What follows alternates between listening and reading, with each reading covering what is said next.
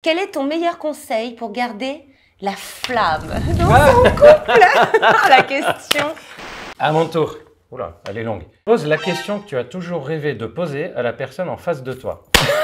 Elle est magnifique celle-là. C'est ce que les films américains nous font croire. Ah oui, oui, une fois que l'intrigue, c'est ils se marièrent et eurent beaucoup d'enfants, c'est terminé.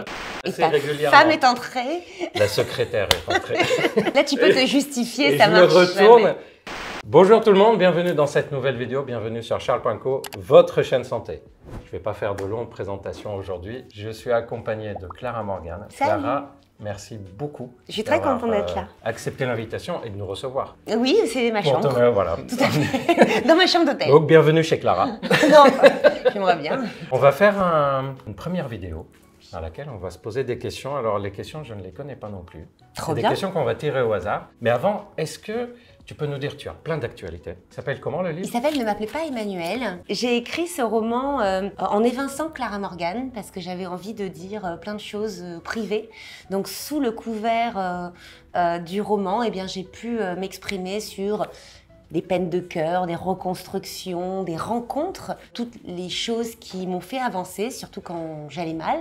Et je finis, comme je vous le disais, en retraite de féminité sacrée dans le 3e partie de ce livre, parce que j'avais vraiment envie de parler de reconnexion au corps et de dire aux femmes qu'on vit toutes la même chose. Après les grossesses, après les longues histoires d'amour, eh bien, le feu, le corps peut s'éteindre, il ne faut pas y renoncer. Écoute, très intéressant, tu le dis pour les femmes, mais je pense que ça serait bien que des hommes aussi lisent les livres des femmes pour apprendre certaines choses. On essaye de le faire, mais voilà. Il y a beaucoup d'hommes qui me le disent. Oh non là, qu'est-ce que j'ai appris dans ce livre par rapport à la sexualité féminine. C'était aussi un petit peu pour ça, je vous le cache pas. Tout sera dans la description de la vidéo, toutes tes actualités. Et d'ailleurs, ça tombe très bien parce que souvent, sur Charles.co, on me dit « Ah, tu parles souvent des problèmes sexuels masculins. » Eh bien, écoute, aujourd'hui, c'est l'occasion de parler aussi diversifié. Et avant que j'oublie, Charles.co, c'est pas seulement une chaîne YouTube sur laquelle vous avez plein de vidéos de toutes sortes. Charles.co, c'est aussi une plateforme de téléconsultation sur laquelle vous pouvez consulter des médecins spécialisés dans leur domaine. Par exemple, dans le domaine de la médecine sexuelle, si on a des problèmes d'éjaculation précoce, problèmes d'érection, problèmes de baisse de libido ou d'autres problèmes sexuels de ce type, vous allez sur le site, vous faites la consultation avec le médecin qui va vous dire ce qu'il y a à faire. Il vous conseillera peut-être des examens, des traitements, vous donnera des conseils et vous proposera un suivi jusqu'à résoudre la problématique sexuelle. Bref, si vous voulez savoir de quoi il s'agit, vous allez sur le site et vous avez toutes les informations. Pour la vidéo d'aujourd'hui, je te propose un petit jeu. Il y a des questions devant nous. Devant nu? Devant nu. C'est pas du tout un lapsus. Freud aurait des choses à dire. Non, c'est pas le moment d'analyser. Hein. Devant nous. Bon, bah, c'est le premier, ça sera pas le dernier, je pense. Lapsus. Et on va tirer chacun à son tour une question. Voilà, deuxième. Et on va répondre chacun à son tour. Allez. Honneur à l'invité. Je te remercie. Vas-y. Quelle est la situation la plus drôle ou bizarre que tu aies vécue dans ta carrière? Elles sont vachement bien ces questions, parce que ça m'intéresse. Ouais, le plus drôle, la situation la plus drôle ou bizarre? Alors, la situation la plus drôle que j'ai vécue. Vous n'êtes pas prêts, parce que je pense que c'est drôle quand même. C'est en même temps la plus drôle et la plus gênante. En consultation physique, donc pas en téléconsultation sur Charles.co, c'était à l'époque dans mon cabinet. Il y avait un patient pour qui il fallait que j'apprenne à utiliser les injections intracaverneuses qui sont un traitement qu'on utilise quand les comprimés ne fonctionnent pas pour les problèmes d'érection, où on fait une injection sur le côté du pénis. Je devais apprendre à la personne comment faire les injections. Normalement, on le fait allongé pour montrer, mais ce monsieur avait un peu de ventre. Il me dit, mais moi, chez moi, je ne le ferai pas allongé, j'ai du mal, je vais le faire debout. Donc, il était debout. Je me suis accroupi oui, forcément. Pour lui montrer les hommes. Donc, mais ça, je le fais assez régulièrement. La femme est entrée. La secrétaire est entrée. Et elle est rentrée et la première chose qu'elle voit, c'est monsieur debout, de face, et moi de dos accroupi. Là, tu peux te justifier, et ça marche. Je me retourne et... Va savoir pour quel réflexe, c'est quand même mon assistante médicale, elle sait que ce que je fais dans mon cabinet, le patient a été un peu gêné. Et va savoir pourquoi j'ai dit c'est pas ce que vous pensez. Ah oui, non, il faut pas dire des trucs. Gabriel. C'est pas ce que vous pensez. Au lieu de dire qu'est-ce que vous voulez. Oui. Après, vaut mieux ton assistante que ta femme. Oui, oui, oui. Aussi ma femme était mon assistante. Là, ça aurait été voilà. Allez, à moi. Est-ce que tu crois que le sexe est le ciment du couple? C'est un sujet qui est très intéressant. Allez, on a le temps.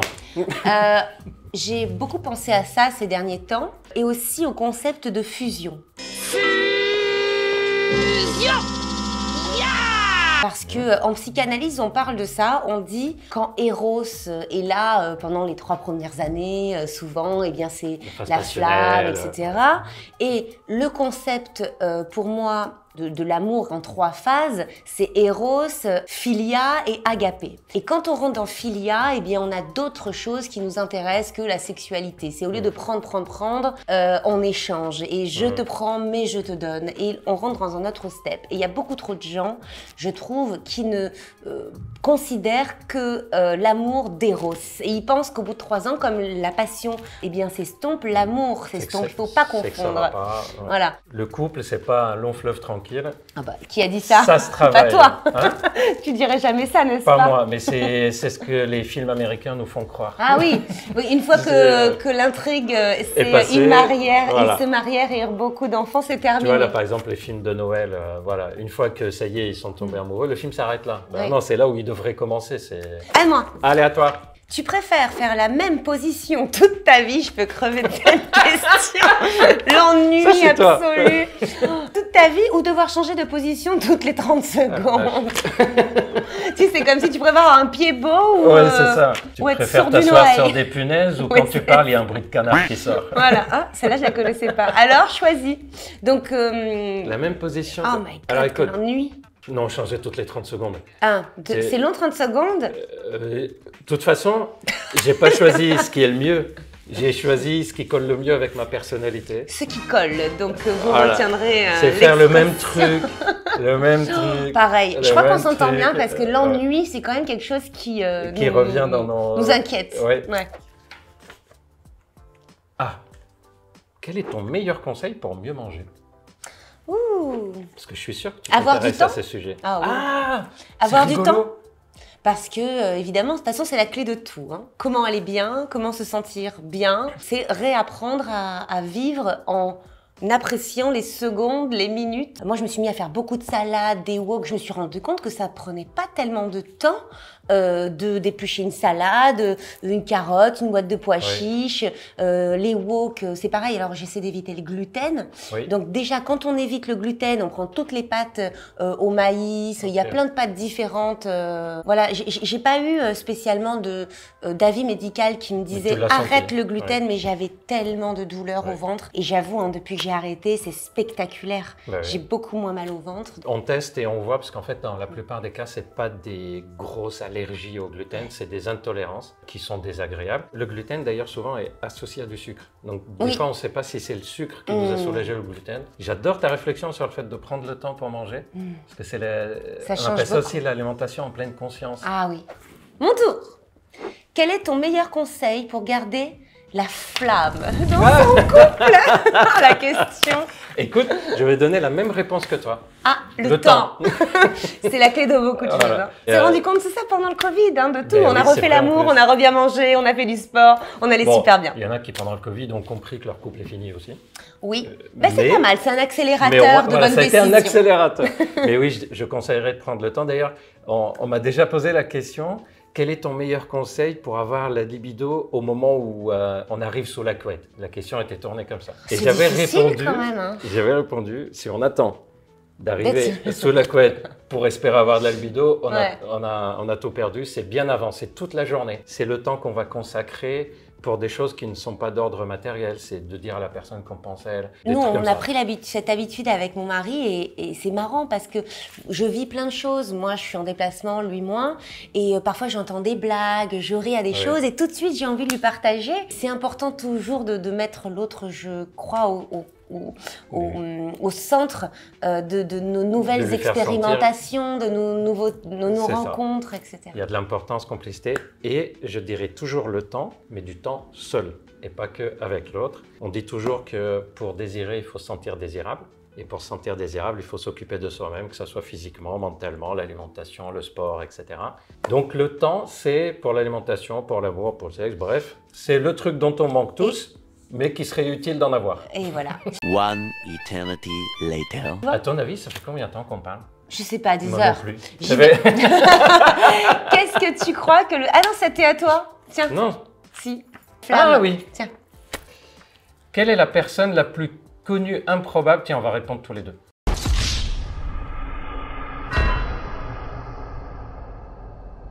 Quelle est la personne la plus connue ou improbable dans ton répertoire de téléphone? Oh, la connue, je sais pas, mais je connais plein de Tu gens. dois avoir plein de célébrités. Oui. Elle est improbable, même sans dire le nom.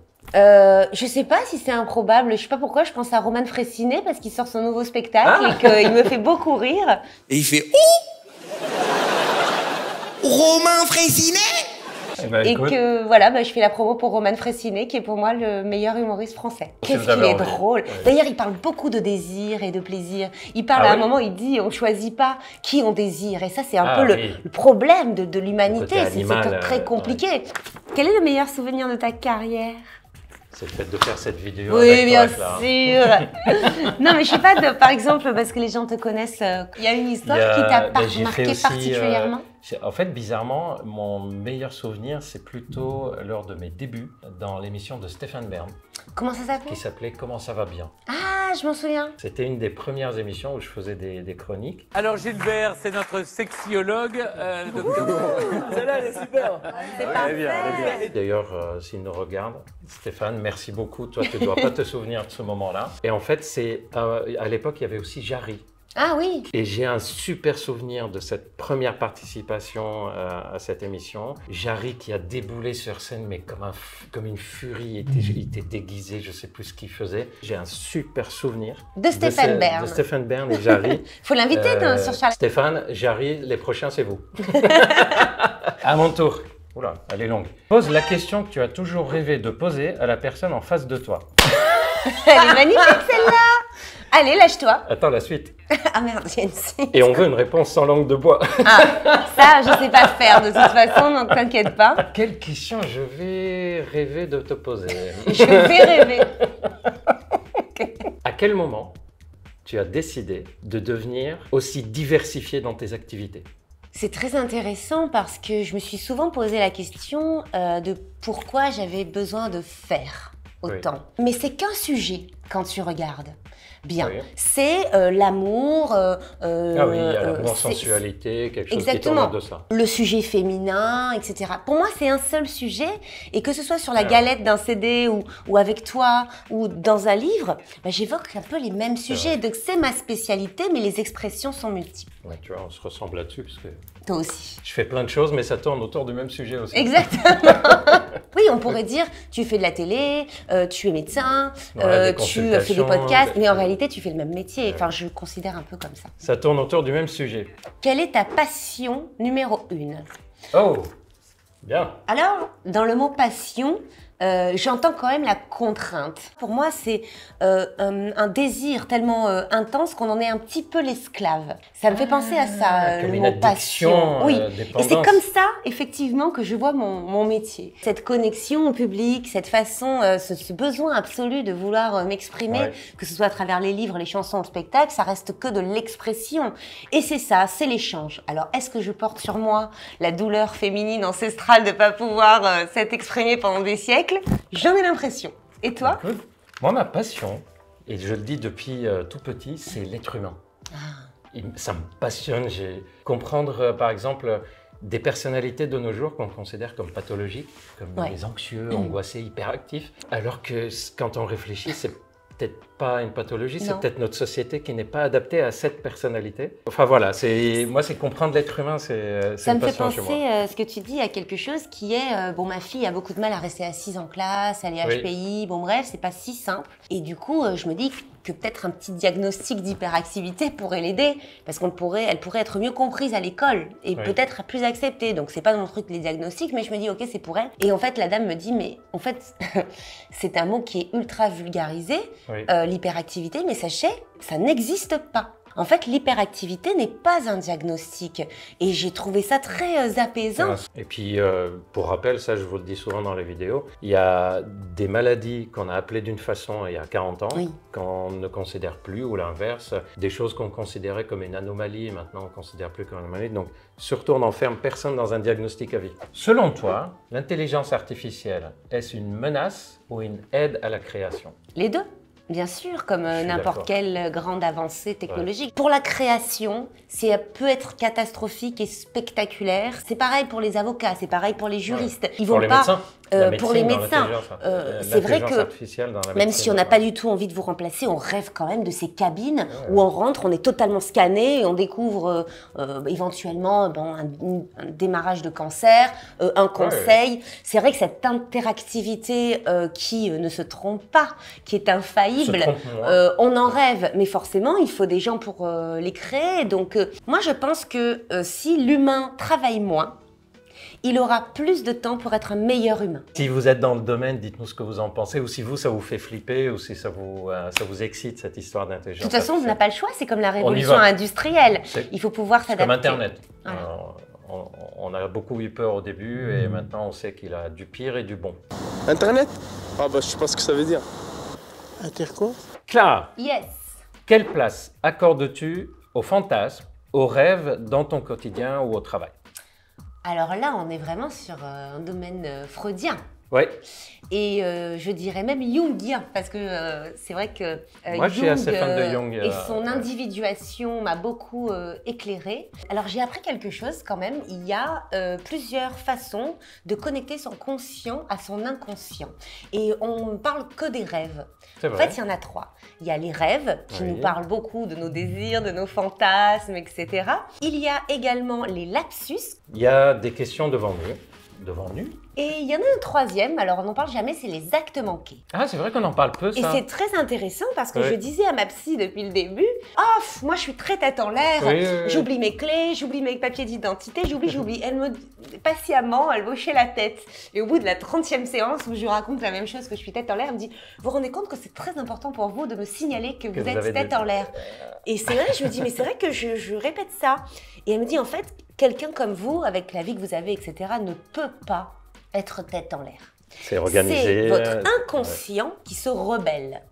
Et quand vous perdez vos papiers, vos clés, votre téléphone, c'est toujours un rapport avec... un inconscient super rebelle, en fait. Oui, exact. J'étais pas assez rebelle comme ça. Ces choses, identité, papier d'identité, carte bleue, téléphone, ne sont que des choses, remarquez-les, qui ne concernent que votre identité. Et donc Emmanuel, parce qu'il y a le masque que l'on porte en société pour se cacher, se dissimuler. Et donc du coup, moi j'ai créé carrément Clara. Donc tout ça, c'est très important dans la vie des humains. On ne se rend pas compte qu'on est guidé par notre inconscient à 80% de nos actes. On est en robot un peu automatique. Donc si on s'arrête 2 secondes et qu'on commence à penser à nos rêves, à les écrire, à noter nos lapsus, devant nous, à noter nos actes manqués, on commence un petit peu l'individuation de Jung, c'est-à-dire se rencontrer un petit peu plus et être un peu moins victime de son inconscient. Oui, j'essaie. Tu le fais dans la vie de tous les jours? J'essaie depuis que j'ai lu Jung. Ça m'a beaucoup éclairé là-dessus et écoute, je vais m'y mettre. Ouais, c'est important parce que tu fais beaucoup de lapsus. Hein. Je pense qu'on va s'éclater. Hein. Ma dernière question pour toi.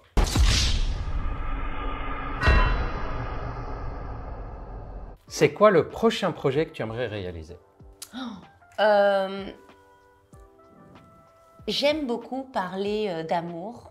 Comme vous avez remarqué, c'est mon sujet principal à travers mes livres et mes spectacles et tout ce que je fais et mes chansons. Je ne parle que d'amour depuis 20 ans, c'est ce que je fais. Et j'ai l'impression que dans la continuité des choses, eh bien, j'ai envie de parler de mon expérience. C'est ce que je fais avec mon livre. Je parle du féminin sacré, de la reconnexion au corps, de tout ce que les femmes peuvent s'apporter entre elles en termes de conseils. La libido est fluctuante, je pense que tu seras d'accord avec ça. Dans un couple également, il y a des moments où on ne fait pas l'amour, on n'a pas envie, c'est l'hiver. On a des problèmes, on n'a pas le temps. J'ai l'impression qu'il y a quelque chose à faire pour aider les gens à déculpabiliser. Quand on en parle, je vois bien que c'est facile. On va leur demander si ça vous dirait qu'on fasse ça me plaît en tout un cas. projet. Bah écoute, ça serait avec grand plaisir. La deuxième dernière. Quelle est ta reco, une série, musique, film, podcast, livre du moment? Pour les gens qui nous regardent, écoutez, pour les personnes qui nous suivent. Je vais parler des Ton scores. spectacle, oui, bien ta sûr. chanson, ton livre. Ok, voilà, c'est bon. Alors, si vous voulez passer une soirée un petit peu hors du temps, c'est vrai que ce spectacle, je l'ai écrit pour les femmes. C'est une ode à la femme. Ça parle de la puissance féminine. C'est vrai que j'ai des femmes très impressionnantes qui m'entourent. Et ensemble, on essaie de mettre des paillettes dans la vie des gens, de leur faire oublier leur quotidien. Parce que je pense que la meilleure façon d'être humain, c'est d'essayer de partager, d'échanger. Moi, je ne sais pas faire autre chose que d'essayer de faire oublier un petit peu les problèmes du quotidien, notamment avec la musique et le spectacle. Ça se sent, je te souhaite toute la réussite. En tout cas, je te remercie d'avoir répondu à l'invitation, de nous avoir accueillis. On aura une deuxième vidéo qui viendra après celle-ci. Abonnez-vous, likez, commentez, dites-nous dans les commentaires ce que vous avez pensé, si vous avez envie qu'on fasse d'autres vidéos de ce type. Prenez bien soin de vous, à bientôt.